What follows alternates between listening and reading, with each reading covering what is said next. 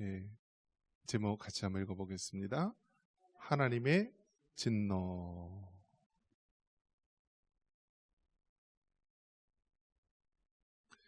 예, 사람은 영혼과 육신으로 이루어져 있습니다.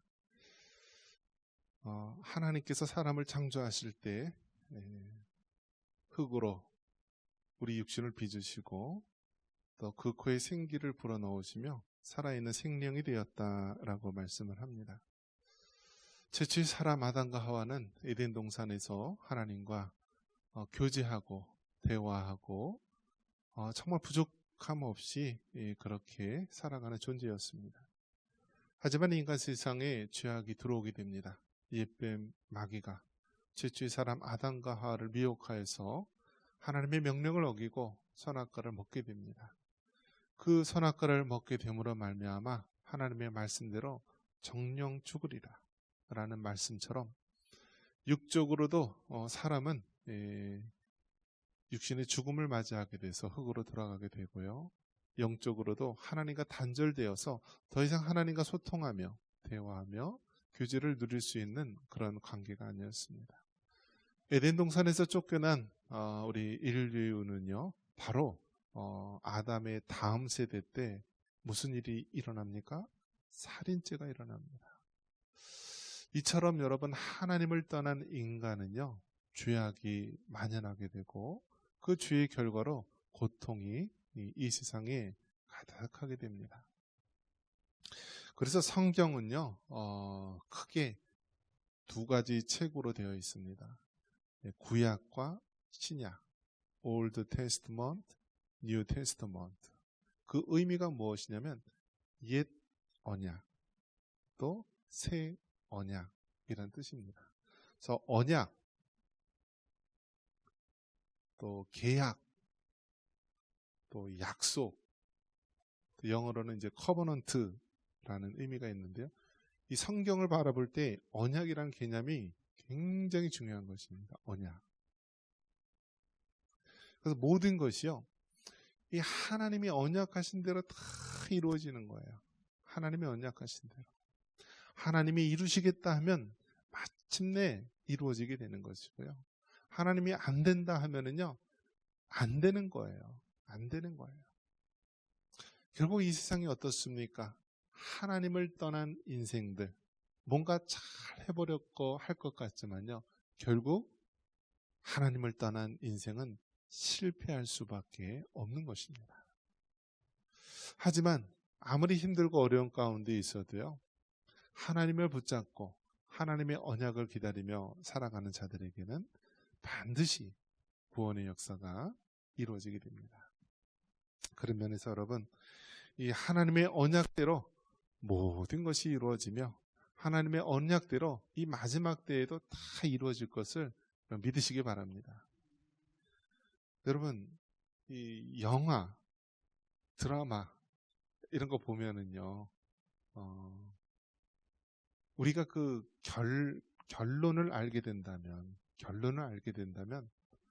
얼마나 우리가 그 돌아가는 그 이야기들이 다 이렇게 한눈에 다 펼쳐 보일 수 있겠습니까?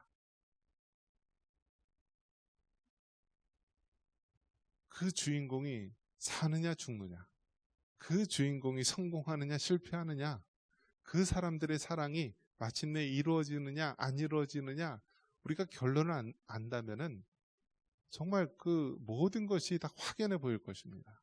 중간에 여러 가지 크고 작은 일들이 일어나도 결국은 이렇게 될 것이다 라는 것을 알게 되죠. 마찬가지로요, 세상에서는요, 너무나 이 결론을 궁금해해요.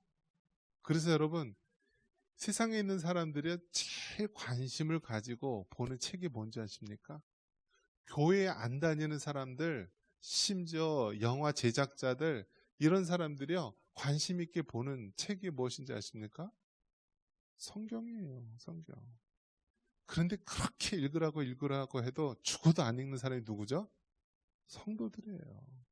과거에는 일주일에 한 번 먼지라도 털고 성경 갖고 왔는데요, 이제는 뭐 들고 와요? 다 스마트폰 들고 와요. 성경책은 어디 있는지조차도 모르고 스마트폰만 들고 온 시대가 됐어요. 물론 이해는 해요. 자기 몸도 못 가누는데 그 무거운 성경책 가방 들고 다니기가 힘든 거 이해를 해요. 근데 이제 젊은 사람, 갖고 다닐 수 있을 만한 그런 사람들을 내가 얘기하는 거예요.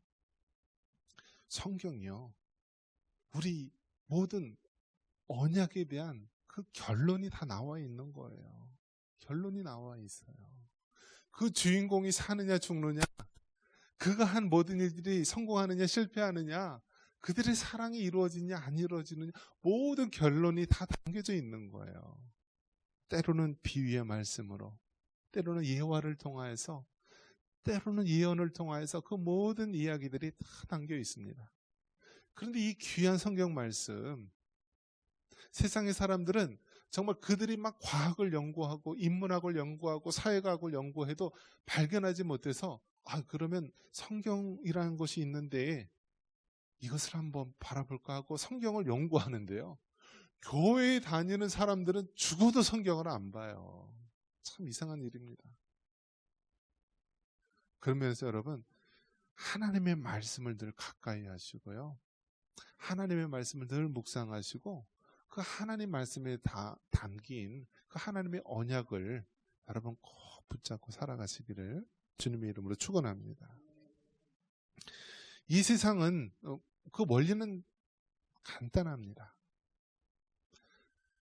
하나님을 떠난 인생은 실패하고 심판을 받을 수밖에 없는 것이고, 어떠한 어려움 가운데서도 우리 하나님, 우리 예수님을 붙잡으면은요, 결국 다 끝난 것 같지만은 다시 소생하게 되고 다시 일어설 수 있게 되는 것입니다.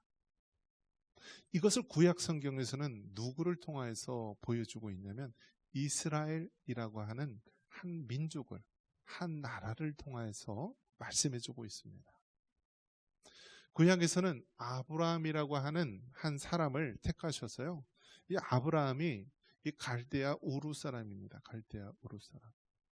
그러니까 바벨로니아 그 문명, 그 바벨론, 전혀 하나님과 상관없는 그런 지역에 있는 사람을 하나님께서 갈대아 우르에서 끄집어냅니다. 그래서 하란을 거쳐서 오늘날 이 가나안 땅, 팔레스타인 땅으로 인도하는 것입니다. 그리고 하나님께서 이 아브라함을 통하여서 보여주시는 언약이 무엇입니까? 하나님의 언약 백성, 하나님이 택하신 그 백성들은 반드시 구원하고, 하나님을 떠난 인생은 반드시 실패할 수밖에 없다라는 것을 우리에게 보여주고 있어요. 그래서 아브라함이 이삭을 낳고, 이삭이 야곱을 낳고, 야곱의 12아들이 바로 이스라엘 12지파가 되고 한 나라가 이루어지는 것입니다. 아브라함 때는 족장이에요. 아주 소규모 족장이었고, 그 다음 세대로 가면은요, 그거보다 더 큰 지도자의 의미인 사사가 등장합니다. 삼손도 사사고요, 사무엘도 마지막 사사였습니다. 그 다음에 이제 왕정 시대가 되는데, 우리가 1대 왕이 누구냐면 사울 왕이었고요, 2대 왕이 우리가 잘 아는 다윗 왕이었습니다. 이제 다윗 왕은 이제 결국 이제 남쪽과 북쪽을 아우르는 통일 왕국을 이루었지만, 그 아들 때 솔로몬의 죄악으로 말미암아 솔로몬의 아들인 그 시대에 나라가 남과 북으로 나뉘어지게 됩니다. 그래서 이제 북이스라엘과 남유다로 나뉘어지게 되고요, 북이스라엘의 수도는 사마리아, 남유다는 예루살렘입니다. 그런데 여러분, 모든 신앙의 중심, 믿음의 중심지가 어디였죠? 예루살렘입니다. 예루살렘. 그래서 이스라엘 백성들은요, 의무적으로 1년에 3번씩 이 3대 절기 때는 다 예루살렘 성전에 와서 바로 하나님 앞에 예배를 드려야 했습니다. 이것이 의무였어요. 그런데 남과 북이 나뉘어졌어요. 그러면은 이 북이스라엘에서는 어떻게 할까요? 이 자기네 이 백성들이 다 남쪽으로 예루살렘으로 가버리면 안 되니까 어떻게 했나요? 사마리아에다가 우상을 만든 거예요. 우상을 만들어서, 예루살렘 갈 필요 없다. 자, 우리 사마리아에도 바로 여기 하나님 같은 그러한 성전을 지을 것이다. 우상을 숭배하게 된 거예요. 그래서 이스라엘 역사에 보면은 북이스라엘은 거의 다 악한 왕이에요. 그런데 반면에 남유다는 선한 왕이 그래도 꽤 많이 나오게 됩니다.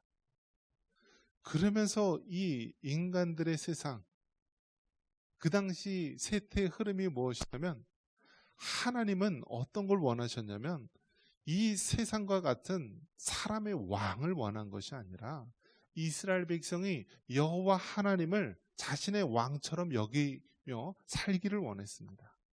그런데 세상 사람들이 다 세상 유행 따라서 옆 나라도 왕을 세웠고 저 밑에 있는 나라도 왕을 세웠는데 우리에게도 인간 왕을 세워주세요 라고 주장해서 세운 자가 사울 왕이 된 것입니다. 결국 여러분 이 세상의 흐름이 어떻습니까? 이 세상의 흐름은 하나님의 것과 자꾸 멀어지게 되는 거예요. 하나님의 것과. 하나님의 마음은 이스라엘 백성들이 자신을 왕으로 섬기면서 하나님과 가까이 있기를 원했지만 그 이스라엘 백성은 세상 유행을 따라서 자신들의 왕을 세워달라고 하면서 그러한 왕정 국가로 또 살아가게 된 것입니다. 그리고 남과 북의 그 분단된 상태에서 북이스라엘은 점점 악해져서요. 결국은 주전 722년 아수르라고 하는 나라의 멸망을 당합니다. 그리고 남쪽에 있는 남유다는 바벨론에 의해서 멸망을 당합니다. 오늘 이 미가 선지자는 어느 상황이냐면 이미 북이스라엘이 아수르에 의해서 멸망을 당하고 이 남유다는 아직 바벨론에 의해서 멸망당하지 않은 상태입니다. 그러한 상태에서 뭐라고 얘기하냐면 하나님의 심판을 이야기하는 것입니다. 하나님의 심판. 마치 그런 거죠. 지금 막 이 우리나라가 막 소득이 몇만 불이고 뭐 선진국이고 잘 살고 세계 뭐 몇 대 경제 강국 뭐 군사력 몇이 그렇게 막 자랑을 하는데 우리나라를 향해서 이제 멸망할 것이다 라고 이야기를 하는 거예요. 그러면 얼마나 사람들이 그 말을 싫어하고 그 말이 거짓이라고 생각을 하겠습니까? 바로 그러한 모습이 오늘 미가 선지자의 모습입니다. 하나님의 말씀을 가지고 이 죄악에 빠진 그 남유다를 향하여서 이 나라가 하나님의 심판 가운데 멸망할 것이다. 회개하라 라고 전하고 있는 거예요. 그런데 세상 사람들 어떻습니까? 그 유다 사람들 어떻습니까? 우리가 왜 망하느냐? 우리가 이렇게 잘 사는데 왜 망하느냐? 우리가 이렇게 경제적으로나 군사적으로 강한데 왜 망하느냐? 라면서 전혀 하나님의 말씀을 귀담아 듣지 않는 것입니다. 그 부르짖고 외치는 미가 선지자를 성경에서 뭐라고 얘기하냐면 들깨같이 애통하고 타조같이 애곡한다라고 말합니다. 여러분 들깨가 우는 거 들어보셨어요? 늑대가 우는 거 들어보셨어요?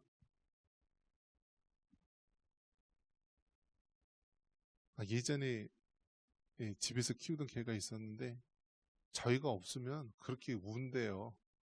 개가 주인이 없는 줄 알고 개가 운대요 밤마다. 개도 울더라고요 보면은요. 막 이렇게. 근데 듣기가 싫죠 막.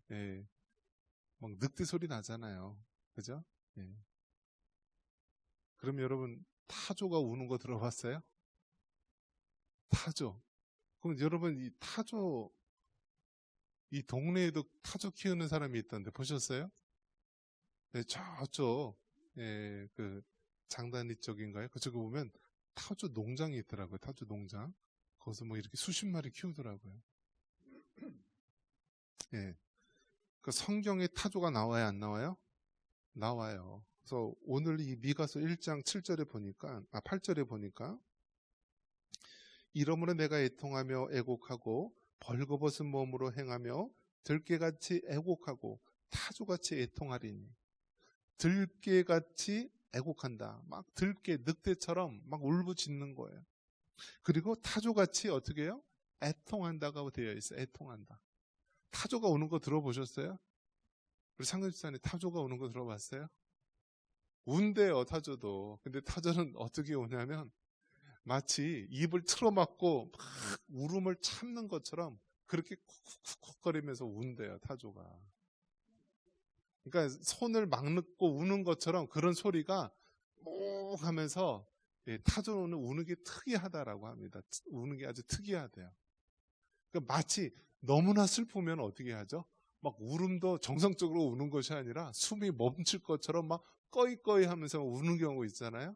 그러니까 아마 타조의 울음소리가 그렇게 특이하게 우는 것처럼 우는데 바로 이 미가 선지자가 들깨같이 애통하고 타조같이 애곡한다라고 해요. 왜 그래요? 바로 이 나라 유다가 좀 있으면 멸망할 것인데 그들이 하나님의 말씀 언약을 듣지 않고요. 계속해서 방탕과 죄악의 길로 간다는 거예요. 조금 있으면 멸망할 것이 분명히 보이고 하나님께서 경고를 하는데도 불구하고 그들이 하나님의 말씀을 거부한다는 거예요. 그러니까 이 미가 선지자는 하나님의 마음을 가지고 그렇게 말씀을 전하는데 그들의 모습을 보면서 들깨같이 애통하고 타조같이 애곡한다라고 말하고 있는 거예요. 그렇게 눈물의 선지자, 애통하는 선지자, 애곡하는 선지자의 모습을 바로 들깨같이 타조같이 애곡한다고 말하고 있습니다. 자, 이것이 과연 우리가 구약에 있는 옛날 이야기입니까? 지금 우리의 현실은 어떻습니까? 마치 미가 선지자와 같이 지금 우리가 이 상황을 보면 애통하고 애곡할 수밖에 없는 상황입니다. 하나님의 눈으로 보면은 이 백성들, 하나님을 떠난 백성들, 그들은 당연히 멸망할 수밖에 없고 하나님의 심판을 받을 수밖에 없는데요. 아직도 죄악 가운데 어떻게 하면 즐길까? 어떻게 하면 죄악을 범할까? 어떻게 하면 자신의 인생을 즐겁게 하면 죄악 가운데 빠져들지 않습니까? 우리나라가요, 마약 천국이래요. 마약 천국. 예, 김밥 천국은 들어봤지만 마약 천국. 아니, 여러분 광장동이나 이런 데 이 시장에 가면은요. 사람들이 줄 서서 먹는 김밥이 있어요. 근데 그 김밥 이름이 뭔지 아세요? 마약 김밥이래요. 마약 김밥.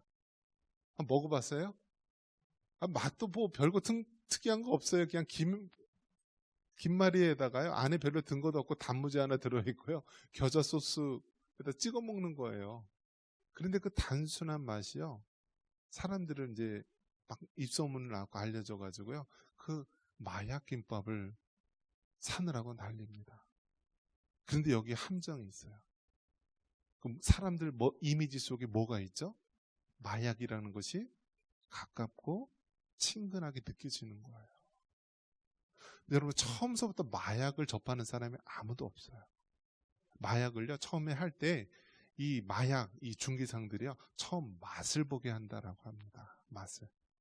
그러면 그 맛을 딱 보게 되면은요, 한두 번 딱 접하면은요, 그게 너무나 중독성이 강해가지고요, 그걸 찾게 된다라는 거야. 찾게 된다. 그러니까 처음에는 이렇게 던져주는 거예요. 우리나라가 지금 외국에 가면은 외국 여행 갔다 온 사람들이요, 사탕이라든지 초콜릿이라든지 이런 거 함부로 먹고 혹은 거기서 사오면서요, 이 세관에서 마약당 속에 걸린 사람이 그렇게 많대요. 외국에서는 대마가 이미 합법적으로 풀린 그런 데가 많이 있어요. 이제 뭐 의사의 처방이 있으면 대마를 받기도 하고 아예 그것도 필요 없이 담배처럼 기호품처럼 그냥 대마초가 완전히 풀렸어요. 과거에 뭐 유명 연예인들 뭐 조용필이나 이런 사람들이 대마초에 연루돼가지고 몇 년 동안 출연 정지되고 막 어마어마하게 막 난리쳤던 그 마약 대마초가요, 이제는 담배와 같이 사는 시대가 됐다라는 거예요. 그래서 우리나라가 지금 어마어마한 마약 천국이 됐습니다. 손에 돈은 있죠. 전화 한 통화, 어떤 카톡이나 어떤 그런 SNS를 통해서요. 딱딱딱딱 문자만 하면은요. 돈만 입금을 하면 몇 날, 몇 월, 며칠 어디에 가보라. 어디 아파트 그 사물함에 가봐라. 거기에 하나 넣어놓을 테니까 마약이 배달되는 시대가 된 거예요. 그게 일명 던지기 방법이래. 던지기 방법. 돈을 입금하고 마약을 어디 하면은 어느 날 몇 시에 가면은 어떤 사람이 이렇게 마약을 던져놓고 하는 거예요. 그러한 시대 속에서 우리나라가 살아가는데요. 우리나라가 지금 마약 단속하는 판이 다 무너졌어요. 이것뿐입니까? 간첩을 잡는 모든 대공수사기관들, 기무사라든지 모든 이런 간첩 잡는 기관들이 다 무너졌어요. 이제는 간첩들이요, 잠수함 타고 철책선 넘어서 그렇게 오는 게 아니라요. 뭐 타고 와요? 비행기 타고 공항으로 와요.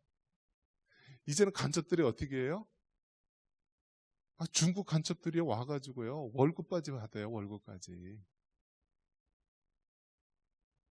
지금 우리가 살고 있는 이 시대, 참으로 하나님 보시기에는요, 위기 상황임에도 불구하고 세상 많은 사람들이 관심이 없습니다. 마치 미가 선지자가 들깨같이 애통하고 타조같이 울부짖으면서 너희들이 회개하고 하나님께로 돌아와라. 이 민족이 그 어두운 현실을 바라보면서 너희들 정말 애통하고 회개하라 라고 외치는데요. 그 소리를 듣는 사람이 아무도 없다라는 거예요. 그래서 오늘 미가 선지자는 그렇게 들깨처럼 타조처럼 울부짖으면서 하나님의 말씀을 외치고 있는 것입니다. 여러분, 배가 침몰하면요, 그 안에 있는 사람이 다 죽는 것입니다. 하나님께서 우리나라를 이 대한민국이라는 이 배에 태워주셨으면은요, 이 배가 안전한 항해를 할 수 있도록 우리 믿음의 그리스도인들은 기도해야 됩니다. 마약 문제나 간첩 문제나 온갖 사회적인 죄악 문제가 나랑 직접적인 관련이 없다라고 해서요, 상관없는 일이 아니에요. 모든 것이 관련이 있습니다. 사회가 혼란하고 어지러울수록요, 사람들은 점점 은둔한 가운데 스며들고요, 어둠 속에서 살고 있는 자들이 얼마나 많이 있습니까?